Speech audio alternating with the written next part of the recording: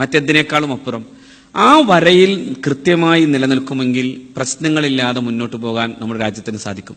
രണ്ടാമത്തെ വിഷയം എന്താ വെച്ചാൽ, ഈ മതങ്ങളുടെ ഒരു പാരമ്പര്യം എന്ന് പറയുന്നത് പ്രധാനമാണ്. ട്രഡീഷണൽ എന്ന് പറയുന്നതിന് വലിയ പ്രാധാന്യമുണ്ട്. ഇപ്പോൾ ഉള്ളത് ഈ ശരിക്കു പറഞ്ഞാൽ ഈ ഡോക്യുമെന്റ്സുകളെ മാത്രം നോക്കി ആധാരപ്പെടുത്തിയാണ് പലതിനെയും മതവിശ്വാസികൾ വ്യാഖ്യാനിക്കുന്നത്. ഈ ഡോക്യുമെന്റുകളെ വ്യാഖ്യാനിച്ച എന്താ കുഴപ്പം? ഞാനൊരു ചെറിയ ഉദാഹരണത്തിൽ അവസാനിപ്പിക്കുകയാണെങ്കിലും, ഇപ്പോൾ ഒരു ക്ലാസ് റൂമിൽ അധ്യാപകൻ വന്നു. അധ്യാപകൻ നോട്ട് ബുക്ക് ചോദിച്ചു. എല്ലാവരും നോട്ട് ബുക്ക് കൊണ്ടുപോയി കൊടുത്തു, കംപ്ലീറ്റ് ചെയ്ത്. ഒരു വില്ലൻ അത് കൊടുത്തില്ല. അപ്പോൾ അധ്യാപകന് ദേഷ്യം പിടിച്ചിട്ട് അയാൾ പറയും, നാളെ നീ നോട്ട് ബുക്ക് കൊണ്ടുവരാതെ ഇങ്ങോട്ട് വന്നേക്കണം എന്ന് പറഞ്ഞേക്കും. അത് നോട്ടീസ് ബോർഡിൽ ഇട്ട വളരെ സുന്ദരമായൊരു വാക്കാണ്.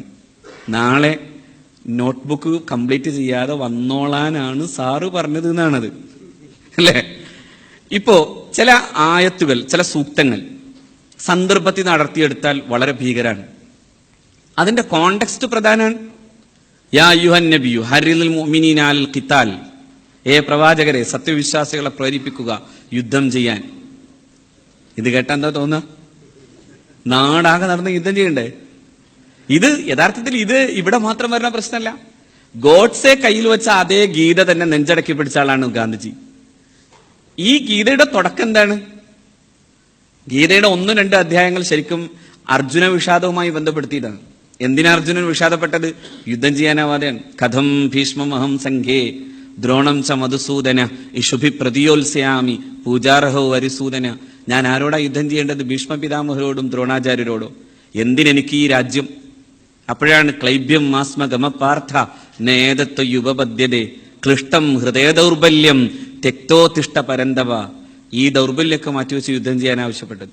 അതേ ഗീത ആധ്യാത്മികതയുടെ വലിയ രഹസ്യങ്ങളുടെ ആഴങ്ങൾ പറയുന്നുണ്ട്. അതുകൊണ്ടാണ് ഗാന്ധി അത് കയ്യിലാക്കിയത്. അപ്പോ ഒരേ സംഭവം തന്നെ അല്ലെങ്കിൽ ഒരേ ഗ്രന്ഥം തന്നെ 2 തരത്തിൽ വ്യാഖ്യാനിക്കപ്പെടാം. അതുകൊണ്ട് ഈ തീവ്ര വിഭാഗത്തെ സംബന്ധിച്ചിടത്തോളം, അത് ഹൈന്ദവായാലും അത് ഇസ്ലാമിക ആയാലും, അവിടെയുള്ള പ്രശ്നം അവർ പാരമ്പര്യവാദികളല്ല. ഇവർക്ക് ആർക്കും പാരമ്പര്യമില്ല.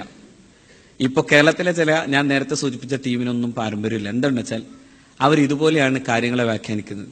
ശരിക്കും അവർക്ക് ഖുർആന്റെ ആഴം അറിയില്ല. ഈ അടുത്ത കാലത്ത് ഞാനൊരു ഫേസ്ബുക്ക് തമാശ കേട്ടു.